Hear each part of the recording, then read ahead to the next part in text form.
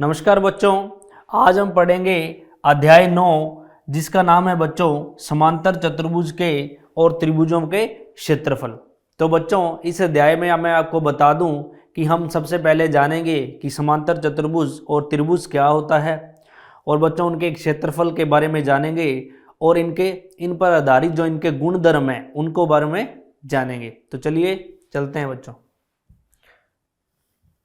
तो बच्चों सबसे पहले देखिए, ये हमारे सामने जो आकृति है ये है एक समांतर चतुर्भुज ABCD। ठीक है बच्चों, यहां पर लिखा है कि 4 प्रतिच्छेदी रेखाओं से घिरी बंद आकृति। तो बच्चों ये हमने पिछले अध्याय में भी जाना था कि जो समांतर चतुर्भुज होता है यानी कि 4 प्रतिच्छेदी रेखाओं से जो घिरी बंद आकृति होती है उसे हम चतुर्भुज कहते हैं। और समांतर चतुर्भुज बच्चों वो होता है जिसकी आमने सामने की जो भुजाएं होती हैं वो बराबर भी हो और समांतर हो। ठीक है बच्चों, और जो इसके जो शीर्ष कोण है यानी कि सम्मुख कोण है जो वो एक दूसरे के क्या हो, बराबर हो, वो एक समांतर चतुर्भुज होता है। इसमें जैसे ही देख रहे हो आप बच्चों कि सम्मुख कोण एक दूसरे के बराबर होते हैं और सम्मुख भुजाएं एक दूसरे के बराबर होती हैं और समांतर होती हैं और सम्मुख कोण एक दूसरे के बराबर होते हैं। ठीक है बच्चों, और बच्चों जो समांतर चतुर्भुज का जो क्षेत्रफल होता है वो होता है आधार इंटू ऊंचाई। क्या होता है? आधार इंटू ऊंचाई। तो बच्चों जैसे मान लीजिए अगर बात करूं कि जो ABCD एक समांतर चतुर्भुज है, ठीक है, ये हमारे पास ABCD एक समांतर चतुर्भुज है। अगर हम आधार AB को मानेंगे तो इसकी जो ऊंचाई होगी वो मान लीजिए ये DE है। ठीक है बच्चों, तो DE इसकी क्या होगी, ऊंचाई। ठीक है, यानी कि लंब। और बच्चों अगर आधार हम AD को मानेंगे तो ये इसकी ऊंचाई हम कहेंगे, जो अगर मान लो यहाँ पर मैं लिखता हूँ BF, यानी कि क्या होगी, इसकी एक ऊंचाई होगी। तो बच्चों जो समांतर चतुर्भुज का जो क्षेत्रफल होता है वो होता है आधार इंटू ऊंचाई। आगे देखते हैं। आगे बच्चों त्रिभुज के बारे में। जैसा कि आप जानते हैं कि 3 प्रतिच्छेदी रेखाओं से घिरी बंद आकृति होती है वो होती है त्रिभुज। तो बच्चों जो त्रिभुज का क्षेत्रफल होता है वो होता है 1/2 गुणा आधार गुणा ऊंचाई। ठीक है बच्चों, मान लीजिए ये त्रिभुज ABC है और उसका आधार BC है और ये उसकी ऊंचाई है, तो इसका क्षेत्रफल होगा 1/2 गुणा आधार गुणा ऊंचाई। ठीक है बच्चों, और उसके अलावा यदि हमारे पास समबाहु त्रिभुज है, यानी कि अगर हमारे पास तीनों भुजा यानी कि किसी भी त्रिभुज की जो ऊंचाई है वो हमें नहीं दी गई, और अगर एक त्रिभुज समबाहु त्रिभुज है, यानी कि बच्चों समबाहु त्रिभुज वो होता है जिसकी तीनों भुजाएं क्या हो, समान हो, तो तब हमारा जो समबाहु त्रिभुज का यानी कि त्रिभुज का क्षेत्रफल होगा वो होगा √3/4 इंटू भुजा स्क्वायर। ठीक है बच्चों, और उसके अलावा भी बच्चों हम त्रिभुज का जो क्षेत्रफल है, अगर हमें तीनों भुजाएं दी हो और ये जो हमें ऊंचाई है ये ना दी हो, तो बच्चों उसका भी हम क्षेत्रफल निकाल सकते हैं हीरोन के सूत्र से। बच्चों वो हम अध्याय 12 में देखेंगे जी, हीरोन के सूत्र से हम कि एक त्रिभुज का जिसमें तीनों भुजाएं दी हों और उसका जो क्षेत्रफल है वो कैसे निकाल सकते हैं। ठीक है बच्चों, और बच्चों आगे देखिए, एक त्रिभुज की मध्यमिका उसको 2 बराबर बराबर क्षेत्रफलों वाले त्रिभुजों में विभक्त करती है। ठीक है बच्चों, मान लीजिए ये त्रिभुज ABC है और ये उसकी एक मध्यमिका AD है। तो बच्चों ये जो मध्यमिका AD है ये इस त्रिभुज को 2 बराबर बराबर क्षेत्रफल वाले त्रिभुजों में विभक्त करेगी, यानी कि जो त्रिभुज ABC का क्षेत्रफल होगा बच्चों वो बराबर होगा त्रिभुज ADB के क्षेत्रफल के प्लस त्रिभुज ADC के क्षेत्रफल पे, यानी कि इन दोनों के क्षेत्रफलों का जो योग होगा बच्चों वो बड़े वाले त्रिभुज के क्षेत्रफल के बराबर होगा। आगे देखिए, आगे है बच्चों कि एक ही आधार पर और एक ही समांतर रेखाओं के बीच में आकृतियां, तो बच्चों ध्यान से देखिए, यहां पर हमारे पास एक ही आधार है। ये जो आकृति ए बी सी डी और डी ई एफ सी, ये बच्चों आप देखोगे कि जो इनमें आधार है वो क्या है, एक ही है, यानी कि डी सी आधार है। यहां पर दो आप चतुर्भुज देख रहे हैं जो एक ही आधार पर स्थित हैं। उसी प्रकार बच्चों यहां भी जो दो चतुर्भुज हैं वो एक ही आधार यानी एस पर स्थित हैं, यानी कि ये चतुर्भुज एस पी क्यू आर और एस एम एन आर ये दोनों एक ही आधार पर स्थित हैं। आगे देखिए बच्चों, आगे हमारे पास ये त्रिभुज, यानी कि यहाँ पर जो दो त्रिभुज है हमारे पास ए बी सी और बी डी सी, ये दोनों एक ही आधार पर स्थित हैं। बच्चों उसी प्रकार देखिए हमारे पास एक त्रिभुज और एक चतुर्भुज है जो दोनों एक ही आधार पर स्थित हैं। बच्चों आगे हम पढ़ेंगे इन पर आधारित प्रमेय कि यदि कोई त्रिभुज या चतुर्भुज एक ही आधार पर स्थित हो तो उनके क्या गुणधर्म होते हैं, उससे रिलेटेड बच्चों हम इसमें प्रमेय देखेंगे। आगे लिखा है बच्चों आकृतियों के बारे में कि यहाँ पर दो आकृतियां एक ही आधार और एक ही समांतर रेखाओं के बीच स्थित कही जाती हैं यदि उनका एक उभयनिष्ठ आधार हो तथा उभयनिष्ठ आधार के सम्मुख प्रत्येक आकृति के शीर्ष उस आधार के समांतर रेखा पर स्थित हो। जैसे कि आप देख रहे हो यहाँ पर ये जो है DC, यहाँ पर क्या है बच्चों, आधार सेम है, और जो DC भुजा है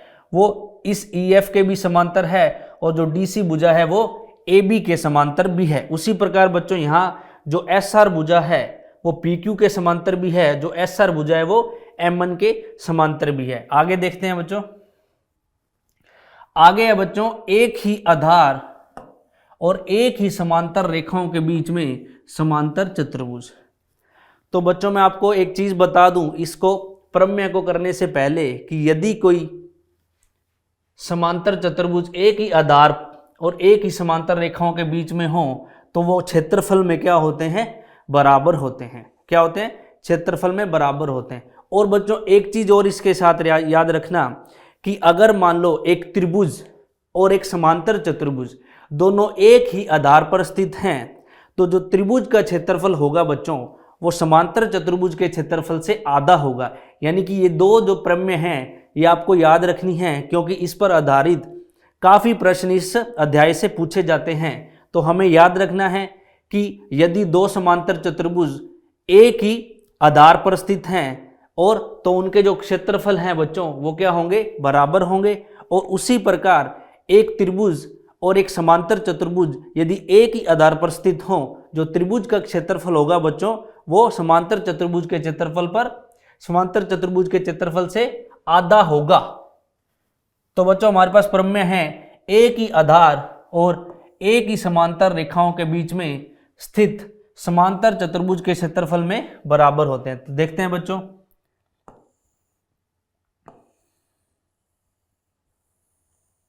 मान लीजिए ये हमारे पास समांतर चतुर्भुज है ए बी सी डी, ठीक है बच्चों। उसी प्रकार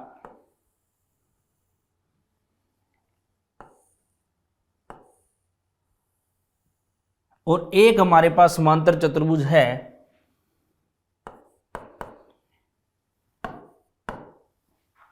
AEFB। कौन सा है बच्चों, AEFB। यानी कि आप देख रहे हैं कि यहां पर दोनों समांतर रेखाओं के यानी कि एक ही बेस पर यानी कि एक ही आधार पर दो समांतर चतुर्भुज हैं, एक है ABCD और एक है AEFB, ठीक है बच्चों। अब इसे हम करेंगे यहां पर सिद्ध। तो हल करते हैं बच्चों। तो सबसे पहले आप देखिए त्रिभुज AED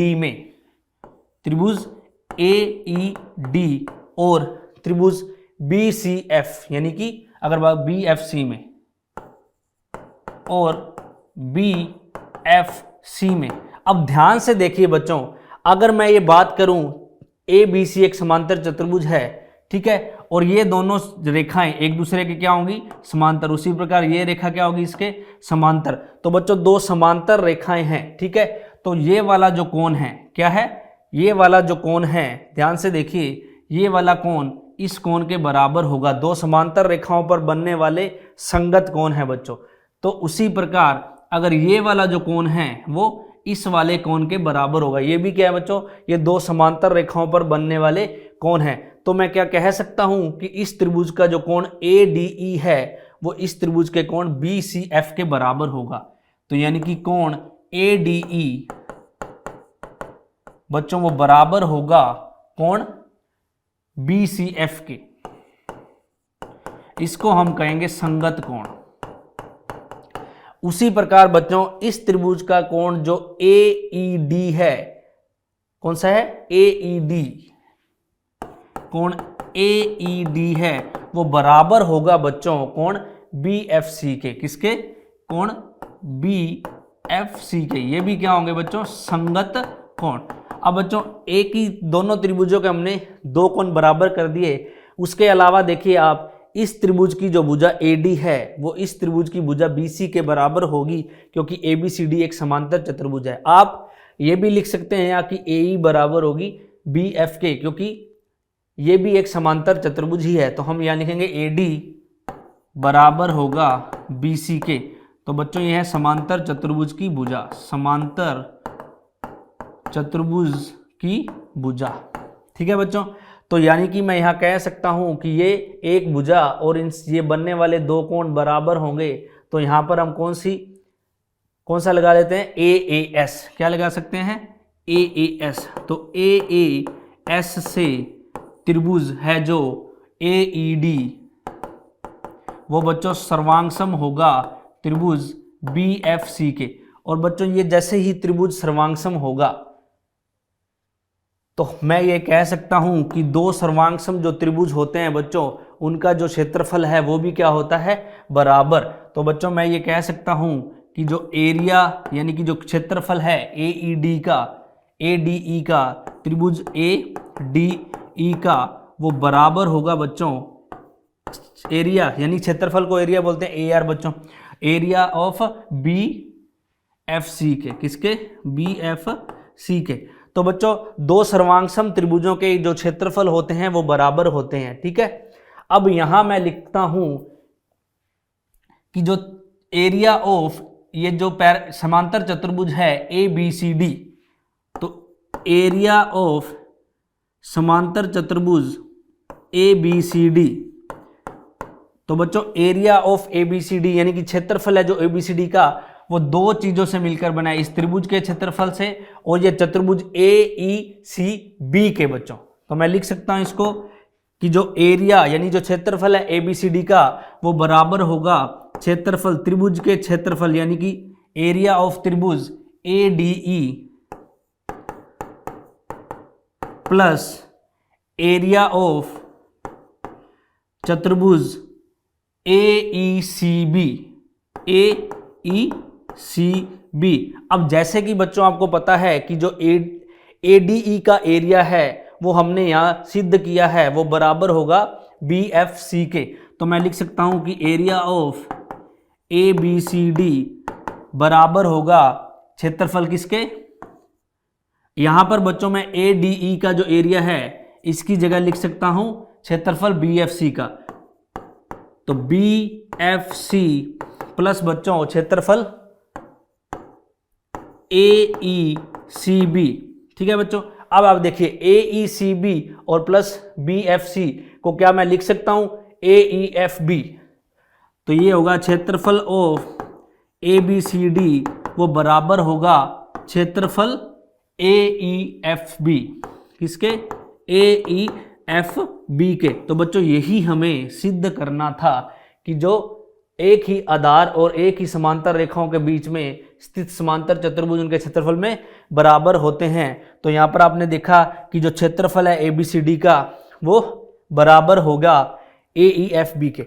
अब बच्चों ये जो प्रमेय है ये हमें आगे आधारित जो प्रश्न हैं उनमें काम आएगी। वहां पर बच्चों आप लिख सकते हैं ये रीजन यानी कि इस प्रमेय का कारण देकर कि ये जो समांतर चतुर्भुज है ये क्षेत्रफल में बराबर होंगे बच्चों। वहां हमें प्रमेय को जो है वो हल करके नहीं दिखाना है, यानी कि इसी प्रमेय का हम प्रयोग उन प्रश्नों में कर सकते हैं।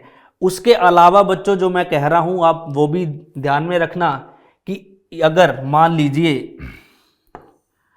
लीजिए यहां पर ये एक त्रिभुज, ये है एक समांतर चतुर्भुज ABCD और इसके बीच में एक त्रिभुज है AEB। तो बच्चों ये जो त्रिभुज का क्षेत्रफल है, ये इनका जो आधार है बच्चों दोनों का एक है, इसलिए जो त्रिभुज का क्षेत्रफल है वो समांतर चतुर्भुज के क्षेत्रफल के क्या होगा, आधा होगा बच्चों, ये याद रखना। आगे देखते हैं। आगे है बच्चों हमारे पास प्रश्न की आकृति में ABCD एक समांतर चतुर्भुज है और EFCD एक आयत है, और साथ में हमें दिया है कि जो AL है वो लंब है बच्चों DC पर, और हमें सिद्ध करना है कि जो एरिया ऑफ ABC यानी कि जो क्षेत्रफल है ABCD का वो बराबर होगा EFCD के। तो पहला प्रश्न, पहला हमें सिद्ध करना है बच्चों क्षेत्रफल ABCD का वो बराबर होगा क्षेत्रफल EFCD के। तो बच्चों ध्यान से देखिए, यहां पर हमें ABCD आप देख रहे हैं ABCD, और दूसरा है हमारे पास EFCD। कौन सा है बच्चों, EFCD। आप जैसा कि देख रहे हैं बच्चों यहां पर दो समांतर चतुर्भुज हैं। कौन से, दो समांतर चतुर्भुज, सॉरी, और एक है आयत। तो बच्चों जो आयत होता है वो भी एक समांतर चतुर्भुज का ही भाग होता है। तो आप ध्यान से देखिए कि जो ये जो आयत है और एक समांतर चतुर्भुज है, ये दोनों एक ही आधार पर स्थित हैं। तो बच्चों मैं यहाँ पर मुझे हल करने की जरूरत नहीं है, मैं प्रमेय के आधार पर कह सकता हूं कि जो इसका जो क्षेत्रफल होगा कि एरिया ऑफ ABCD यानी कि चतुर्भुज ABCD का क्षेत्रफल है वो बराबर होगा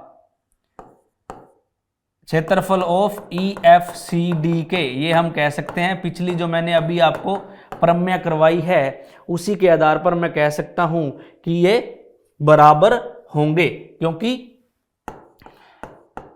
क्योंकि आयत भी समांतर चतुर्भुज का एक भाग है।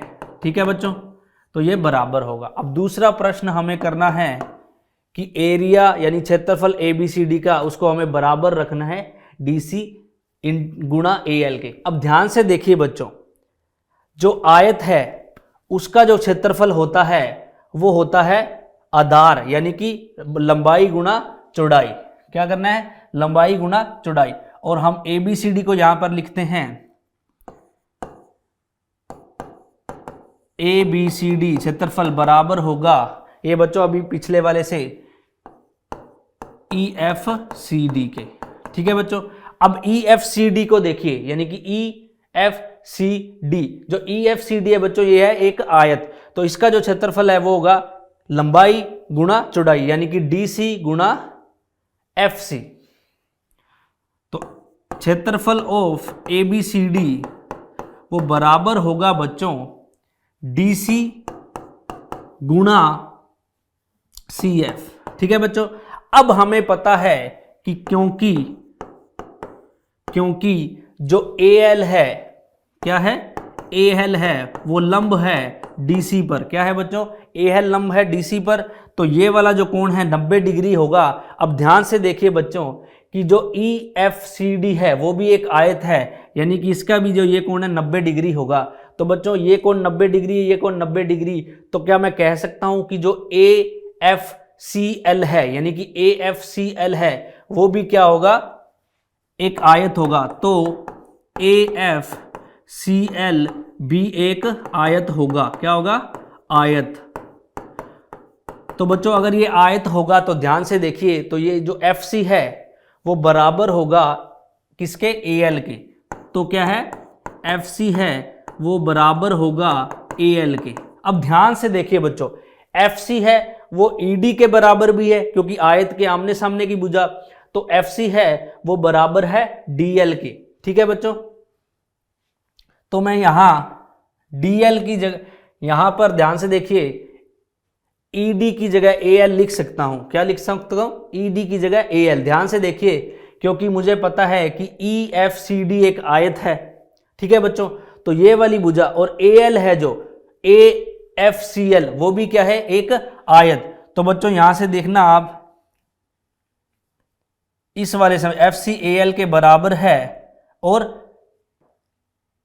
FCAL के बराबर है और मुझे पता है कि जो ईडी है, क्या है,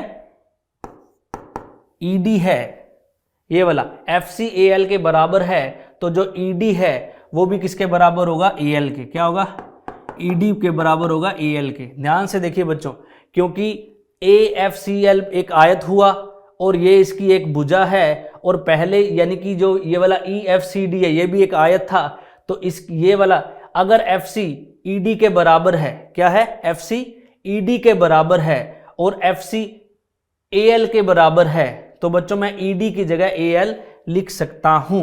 तो आप ध्यान से देखिए कि यहां मुझे जो सिद्ध करना है वो करना है कि एरिया क्षेत्रफल है ABCD का वो बराबर है DC गुना AL के। यहां पर DC गुना CF है बच्चों मेरे पास, क्या है, CF, और CF की जगह मुझे क्या करना है, AL करना है। तो यहां पर हमने CF की जगह AL को सिद्ध कर दी, हम कर चुके हैं। ठीक है बच्चों, तो क्या मैं लिख सकता हूं, तो मैं लिख सकता हूं, इसको हम समीकरण दे दो नाम, मान लीजिए 1, ठीक है, और इसको आप समीकरण दे दिए 1 और इसको दे दीजिए 2। तो समीकरण 1 व 2 से, समीकरण 1 व 2 से जो ABCD का क्षेत्रफल है वो बराबर होगा DC गुना AL।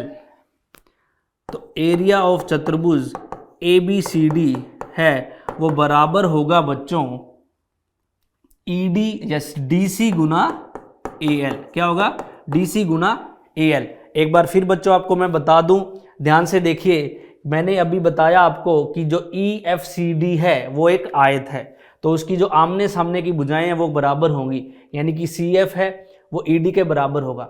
अब आगे बच्चों हमें दिया था कि जो AL है वो लंब है CD पर, यानी कि ये वाला जो कोण है 90 डिग्री होगा और ये वाला कोण 90 डिग्री था। तो बच्चों ये वाला कोण 90 डिग्री हुआ, तो जो AFCL भी एक आयत होगा।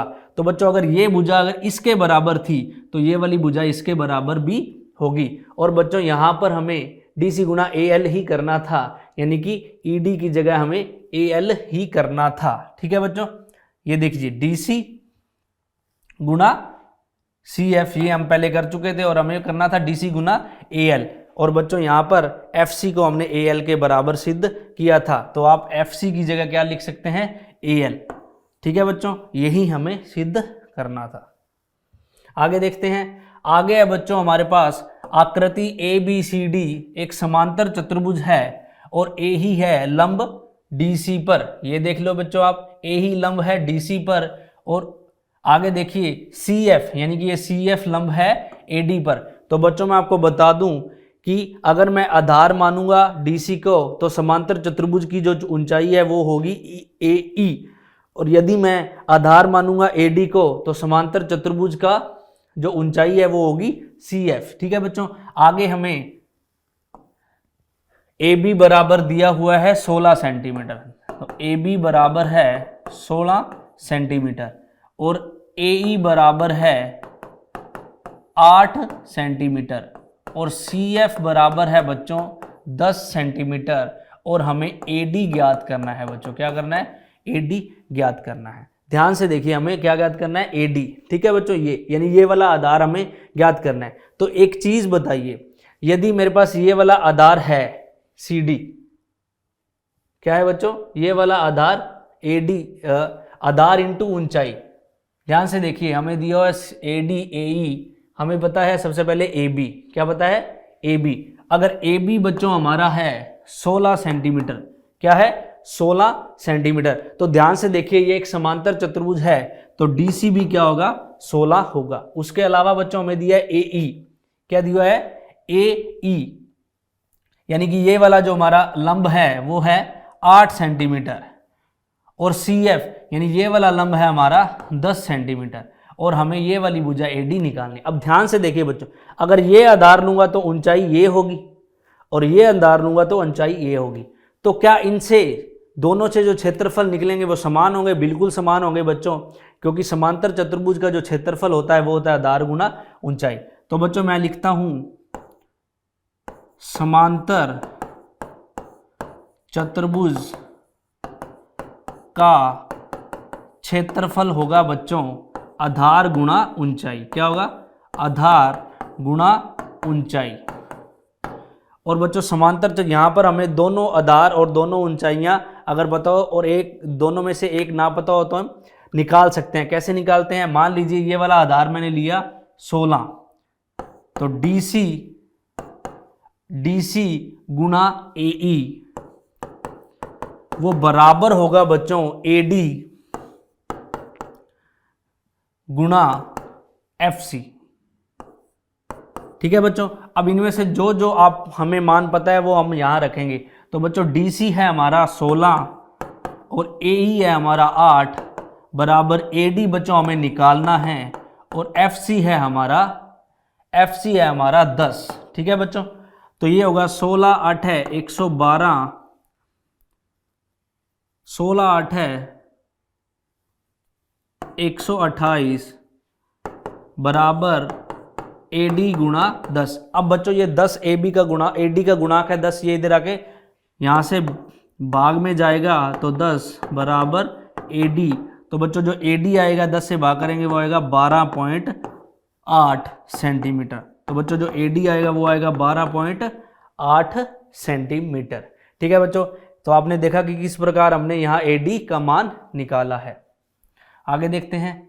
आगे है बच्चों हमारे पास कि एक EFGH क्रमशः समांतर चतुर्भुज ABCD की भुजाओं के मध्य बिंदु हैं।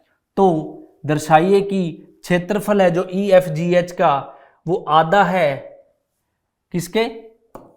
ABCD के क्षेत्रफल के। ठीक है बच्चों, तो आगे करते हैं। मान लीजिए ये एक समांतर चतुर्भुज है ABCD। क्या है? ABCD, और ये इनके क्रमशः मध्य बिंदु हैं EFGH। कौन से? EFG और H। क्या है बच्चों? EFGH मध्य बिंदु हैं। तो ये लीजिए हमने EFG और H, तो ये मध्य बिंदुओं को हम क्या करेंगे? मिला देंगे आपस में। ठीक है बच्चों, अब हमें जो सिद्ध करना है वो है क्षेत्रफल EFGH का वो आधा होगा ABCD के क्षेत्रफल के। तो बच्चों इसे करने के लिए हम एक HF को आपस में मिलाएंगे। तो हल करते हैं। तो बच्चों हल में सबसे पहले देखिए यहां पर क्या मैं कह सकता हूं कि AD है वो एक समांतर, यानी कि AD है वो ये एक समांतर चतुर्भुज है, तो AD है वो बराबर है BC के, और AD है वो समांतर है BC के। तो बच्चों ध्यान से देखिए कि AD बराबर BC है और जो AD है वो समांतर भी है किसके? BC के। तो बच्चों क्या इनके आधे भी बराबर होंगे? यदि ये भुजा इस भुजा के बराबर है तो क्या इस भुजा का आधा इस भुजा के आधा के बराबर होगा? बिल्कुल होगा बच्चों। तो मैं क्या लिख सकता हूं कि आधा AD का बराबर होगा आधा BC के। ध्यान से देखिए बच्चों, अब ये जो AD का आधा है वो AH है, क्योंकि यहाँ पर EFGH है, ये इन भुजाओं के क्या है? मध्य बिंदु। तो बच्चों क्या मैं लिख सकता हूं कि AD का आधा है वो बराबर होगा इसके आधे के, तो यानी कि AH बराबर होगा BF के। किसके बच्चों? AH बराबर होगा BF के। ठीक है बच्चों, यानी कि आपने ये देखा कि ये वाला इसके बराबर हुआ। ठीक है बच्चों, उसके बाद देखिए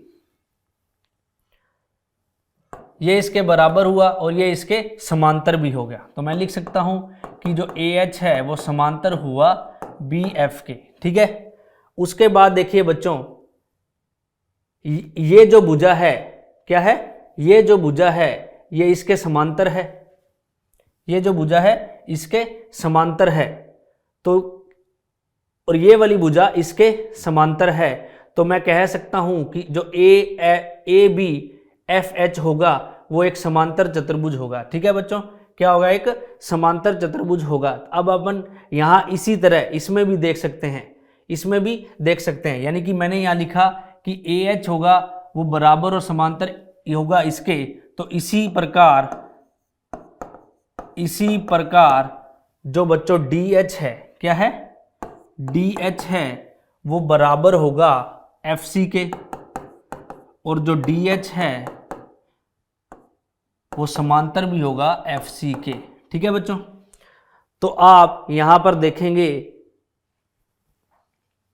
ये वाली जो भुजा ये इसके समांतर हमने खींची है, ये वाली भुजा इसके समांतर हमने यहां खींची है, तो ये भुजा इसके समांतर है और ये भुजा इसके बराबर और समांतर हमने अभी सिद्ध किया है। तो क्या मैं कह सकता हूं कि जो ए बी एफ एच है और जो एच एफ सी एफ है ये क्या होंगे, एक समांतर चतुर्भुज होंगे। तो यहां पर उससे पहले आप बच्चों लिख सकते हैं कि जो ए बी है, जो ए बी है वो बराबर है एच एफ के और ए बी है वो समांतर भी है एच एफ के। ठीक है बच्चों, उसी प्रकार जो एच एफ है वो बराबर है डी सी के और जो एच एफ है वो समांतर भी है डी सी के। ठीक है बच्चों, तो ये दोनों यानी कि ये वाले समांतर चतुर्भुज होंगे। तो मैं कह सकता हूं इसलिए A B F H, A B F H और H F C D, H F C D समांतर चतुर्भुज होंगे, समांतर चतुर्भुज होंगे। ठीक है बच्चों, अब ध्यान से देखिए ये दोनों समांतर चतुर्भुज हमने यहां सिद्ध कर दिए। उसके बाद देखिए बच्चों, बात करता हूं त्रिभुज ई एफ एच की, त्रिभुज ई एफ एच की। तो बच्चों त्रिभुज ई एफ एच में देखिए यहां मैंने आपको बताया था कि जो त्रिभुज ई एफ एच है वो और जो समांतर चतुर्भुज ए बी एफ एच है, इन दोनों का जो आधार है बच्चों वो एक ही है। जो त्रिभुज का क्षेत्रफल होगा वो इस क्षेत्रफल का आधा होगा। तो बच्चों क्या मैं लिख सकता हूं कि जो एरिया यानी क्षेत्रफल होगा ई एफ एच का वो बराबर होगा यानी कि चतुर्भुज A B F H, area of A B F H के। ठीक है बच्चों, उसी प्रकार नीचे वाले समांतर चतुर्भुज में देखिए कि जो त्रिभुज एरिया ऑफ त्रिभुज जी एच एफ, इसी प्रकार जो एरिया होगा बच्चों त्रिभुज जी एच एफ का, किसका, या एच जी एफ का, एच जी एफ का वो आधा होगा बच्चों किसके, क्षेत्रफल के, समांतर चतुर्भुज एच एफ सी डी के, एच एफ सी डी के। ठीक है बच्चों, तो यहां पर आपके पास दो समीकरण है, एक और दो।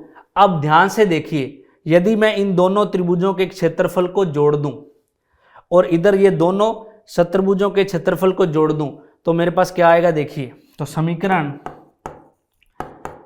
1 व 2 के योग से, 1 व 2 के योग से, तो बच्चों यदि मैं ई एफ एच यानी इस त्रिभुज का क्षेत्रफल और इस त्रिभुज का क्षेत्रफल जोड़ूंगा तो क्या वो चतुर्भुज, ध्यान से देखिए, तो वो क्या होगा, चतुर्भुज ई एच यानी कि ई एफ जी एच। तो area of E F G H यानी कि क्षेत्रफल, इन दोनों त्रिभुजों के क्षेत्रफल को जोड़ने से बनेगा बच्चों क्षेत्रफल ई एफ जी एच का, वो बराबर होगा बच्चों।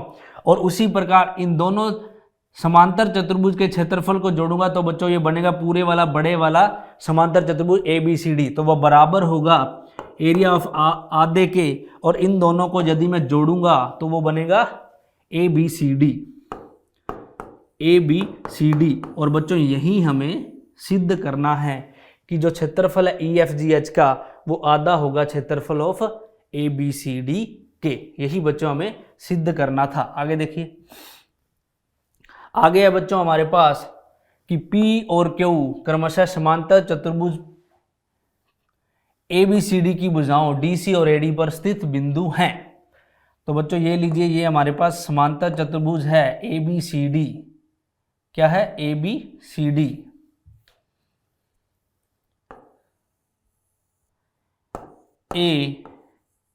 ABCD। तो ध्यान से देखिए बच्चों, ये ABCD एक समांतर चतुर्भुज है और इसकी भुजा DC और AD पर, DC और AD पर यानी कि यहां और यहां कहीं भी दो बिंदु हैं बच्चों P और Q। और हमें जो सिद्ध करना है वो करना है क्षेत्रफल और ए पी बी, तो बच्चों सबसे पहले हमें ए पी बी को जोड़ना होगा। तो ए पी बी ये जोड़ दिया हमने, उसके बाद ये बराबर है बी सी क्यू, यानी कि हमें बी सी और क्यू को जोड़ना होगा। तो बच्चों ये हो गया बी सी क्यू, ठीक है, इसको बराबर करना है, ठीक है।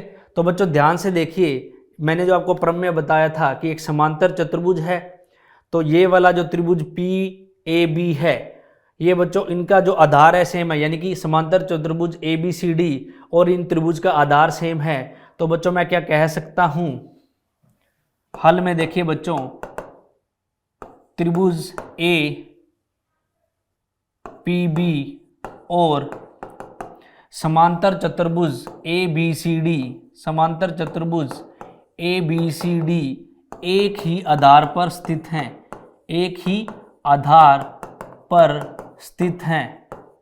तो मैं क्या कह सकता हूं बच्चों, जो इसका त्रिभुज का एरिया होगा यानी क्षेत्रफल होगा, क्षेत्रफल ऑफ त्रिभुज ए पी बी, वो बच्चों बराबर होगा आधे के, किसके, area of A B C D के, ठीक है बच्चों। उसी प्रकार बच्चों आप देखिए, जो त्रिभुज यहां पर सी क्यू बी है, इसी प्रकार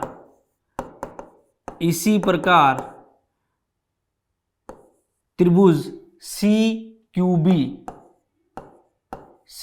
बी और चतुर्भुज ए बी सी डी एक ही आधार पर स्थित हैं, एक ही आधार पर स्थित हैं। तो बच्चों इनका जो एरिया है, यानी कि इस त्रिभुज का जो एरिया है वो भी क्या होगा, आधा होगा।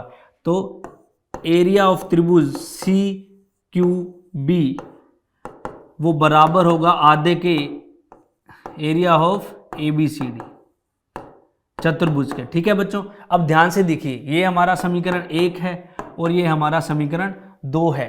इन दोनों समीकरण देखो ध्यान से बच्चों, यहां पर त्रिभुज क्षेत्रफल है जो ए पी बी का क्षेत्रफल है वो बराबर है ए बी सी डी के आधे के, और यहां पर सी क्यू बी का क्षेत्रफल बराबर है ए बी सी डी के। तो बच्चों दोनों समीकरण में दोनों चीजें एक ही वस्तु के बराबर है, तो मैं क्या कह सकता हूं कि समीकरण 1 और 2 से, समीकरण 1 व 2 से, समीकरण 1 व 2 से बच्चों क्या होगा, जो क्षेत्रफल है ए पी बी का वो बराबर होगा क्षेत्रफल बी क्यू सी के, और यही बच्चों हमें सिद्ध करना है। तो यहां आप लिख सकते हैं इति सिद्धम, यही हमें बच्चों सिद्ध करना है। तो बच्चों इसी के साथ हमारा जो भाग 1 है अध्याय 9 का वो यहीं समाप्त होता है बच्चों। इसमें हमने एक ही आधार पर स्थित समांतर चतुर्भुजों के बारे में जाना और उनके क्षेत्रफल के जो गुणधर्म हैं उनके बारे में जाना। तो बच्चों आगे मिलते हैं इसी अध्याय के भाग 2 में। धन्यवाद।